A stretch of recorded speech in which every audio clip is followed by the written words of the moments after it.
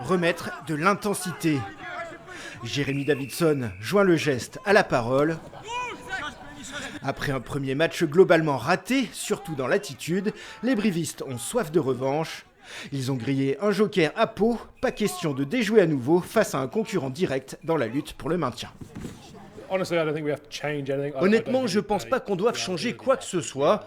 On n'a juste pas joué à notre niveau la semaine dernière, on n'a vraiment pas montré notre meilleur visage.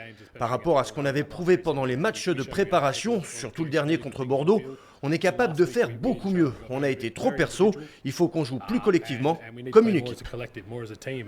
Plus petit budget du championnat, le SUA a lui aussi manqué son entame.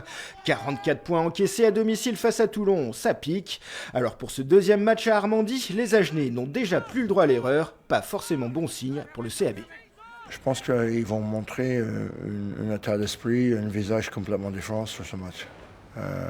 Ouais, parce que perdre à la maison contre Toulon avec 40 points, c'est pas tout à fait ce qu'ils ont construit l'année dernière. Et l'année dernière, ils étaient surprenants.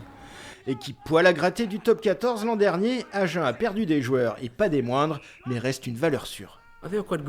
C'est plutôt une bonne équipe en fait. Agen évolue en top 14 depuis plusieurs saisons maintenant et on peut s'attendre à un match très dur. Ils sont chez eux, ça va être un vrai combat de chiens.